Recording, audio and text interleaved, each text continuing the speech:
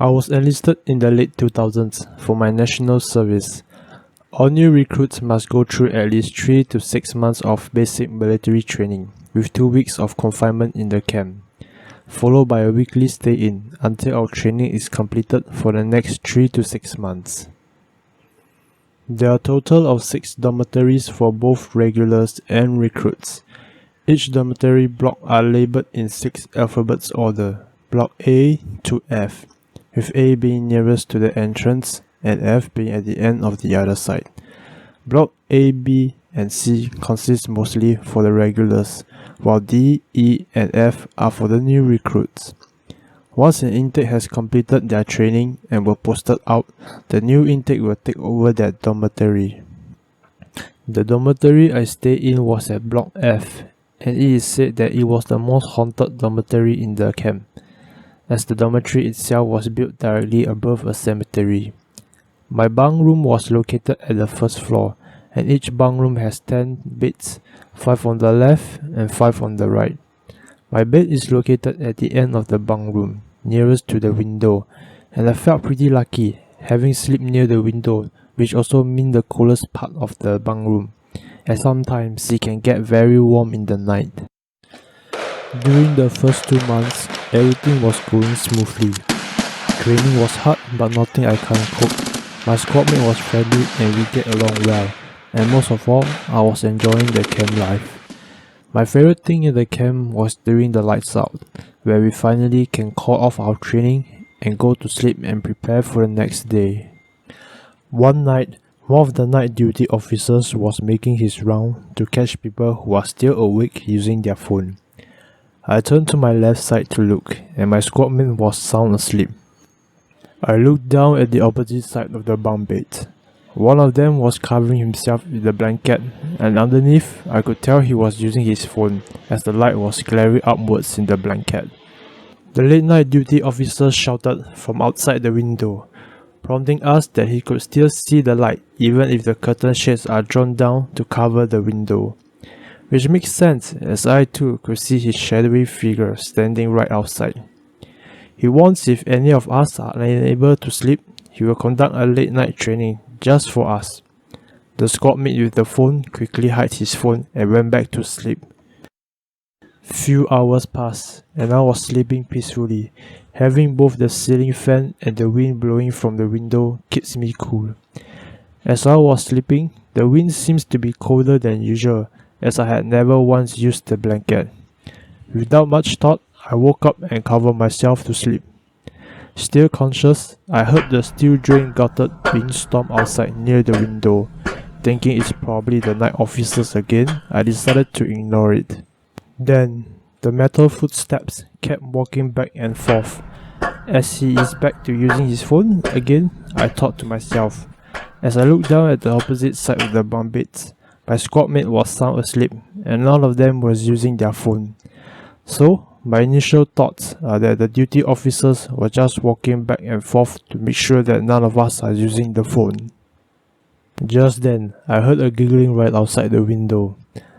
I turned and looked at the curtain shade. No one was there. The officer hid just below the window so I could not see his figure, and they were trying to scare and prank us, as I thought.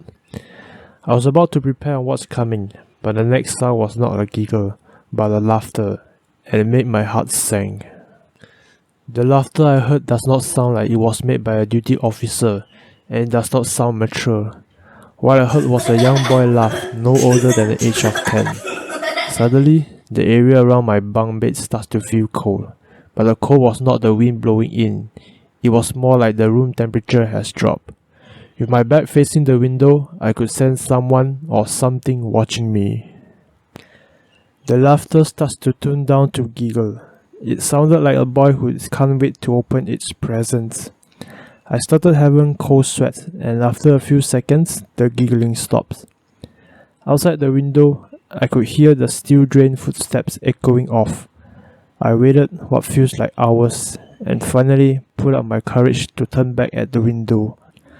What I saw will forever haunt me. A boy was inside the bunk, sitting on the floor at the lower corner of the window. The only discernible figure I could make it out was that he was sitting at a position with his leg tucked in and his head resting on his knee. I couldn't make a sound, as I could only stare at the figure. The boy starts to count with its creepy childlike voice. I quickly covered myself with a blanket and remained in that position for that whole night. The next morning, I woke up without any sleep. I felt a sharp pain on my arm and saw there was a small grab mark, smaller than an adult's hand.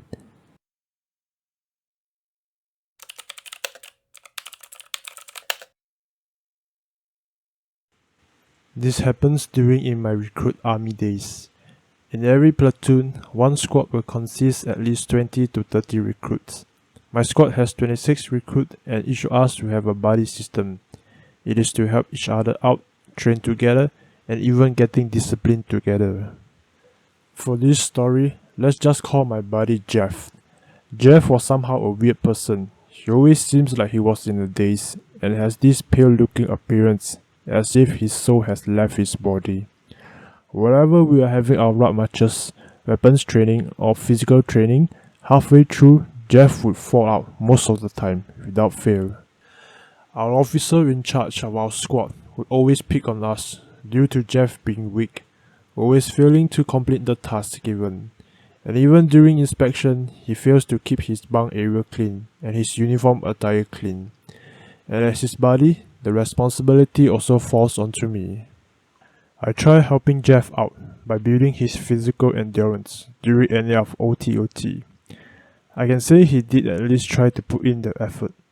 I told Jeff that doing the training here in camp might not be enough for him and that he should try to make time to train outside of camp when we book out. One day, during one of our stay-in, something seems quite off about Jeff. He was attentive and very active, and he wasn't the usual in a day soulless guy. He completed most of his training and did not fall out any of his PT. It is as if Jeff has turned into a different person and makes me wonder if he has taken my advice and starts to find time and is training hard outside the camp. In just that day, the officer in charge did not pick on us, as if we did not exist, which felt very refreshing. It was really a huge burden before, getting lectured by our officers during and every stay-in for not performing well. At night, Jeff woke me up while I was asleep. Apparently, he wanted to take a leak and asked me to accompany him to the toilet. I was begrudgingly trying to drag myself out of the bed to accompany him, but nonetheless, I forced myself up. While entering the toilet, I used one of the urinals, while Jeff entered the cubicle, presumably wanted to take a dump.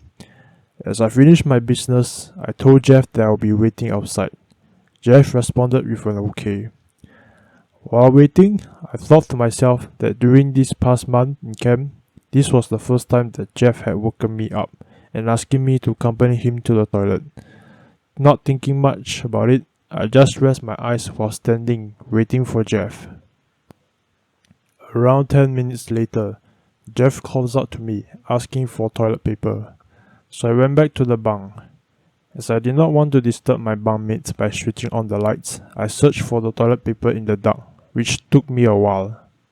I went back to the toilet, approaching the cubicle that Jeff was in. "I got the paper, Jeff. Do you want me to roll it in or throw it out from the top?" I called out. But there was no response. I called out to Jeff again. Only silence.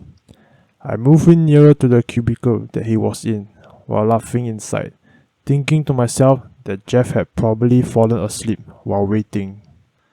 I wanted to scare him and was preparing to slam the cubicle door. Bang! Instead, the door was pushed open. "What the hell, Jeff? You don't lock." The cubicle that Jeff was in was empty. I passed by the other cubicle to make sure that Jeff was at least inside one of the cubicles. All the cubicle was empty. I confirmed myself I was alone in the toilet. I ran back to the bunk and saw Jeff sleeping on his bunk bed. Infuriated, I was almost about to confront Jeff, but kept myself cool, not wanting to cause a scene in the middle of the night. I went back to bed, feeling impatient to confront Jeff. The next morning, I woke up and the first thing is to confront Jeff. As I was about to head outside, the officer in charge came into our bunk. He has this unsettling look on his face and brought a distressing news. Jeff was found dead at home in his toilet last night as he has consumed too much epinephrine before going for his run. I paused, not really hearing it. My mind began to replay the event from last night.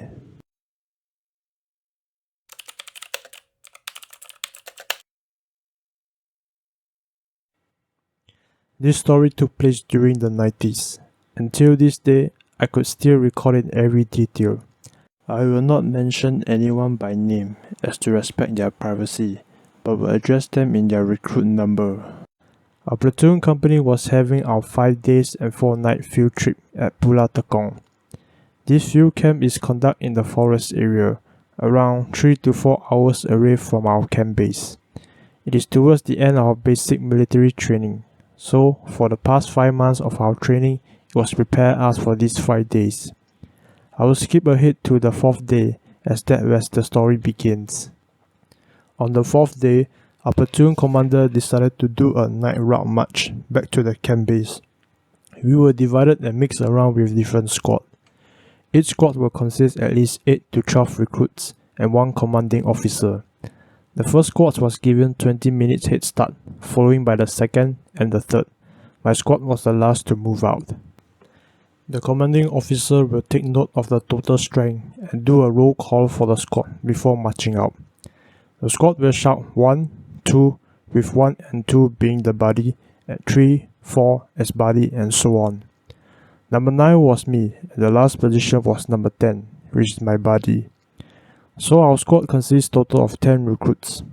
Before the route march, we get familiarized with each other, as most of us are from different squad. Number 10 was from the Bravo squad, while I am from the Delta.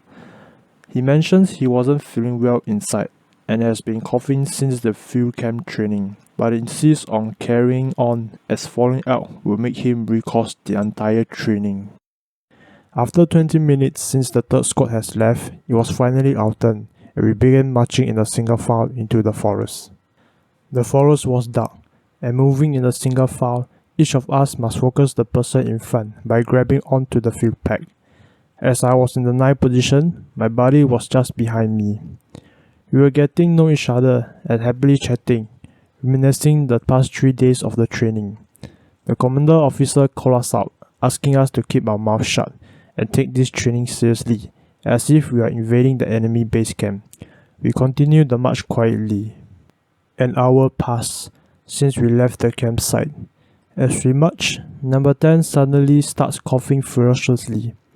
He tries to control his cough by holding it in, but I could hear his muffled cough behind me. I turned back and asked if he's alright, and I saw number 10 covering his mouth as he was bleeding.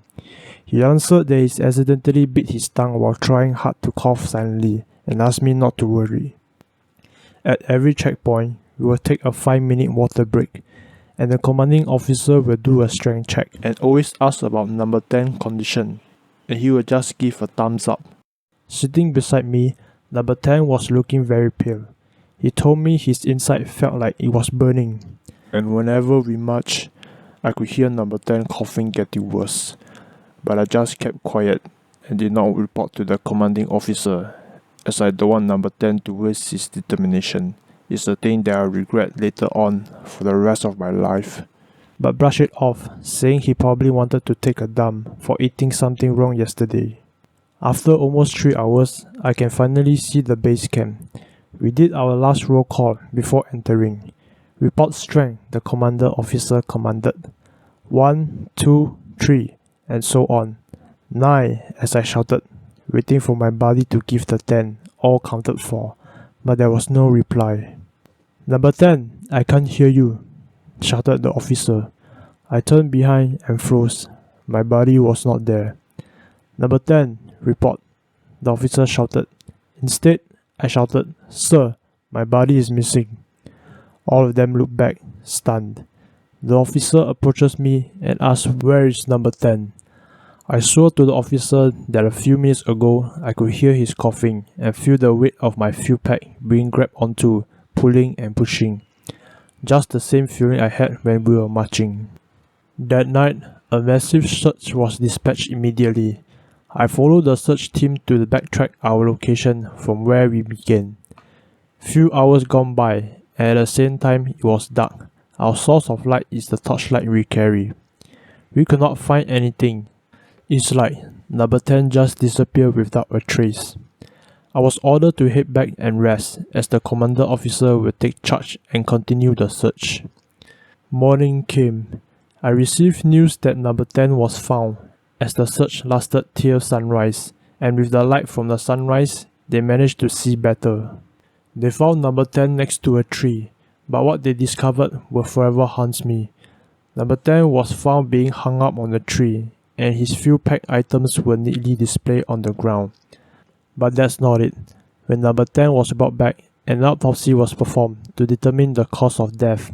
What they found is all his internal organ was missing, and the weirdest thing was that there were no scars left behind, no open wound that determined his internal organ was removed.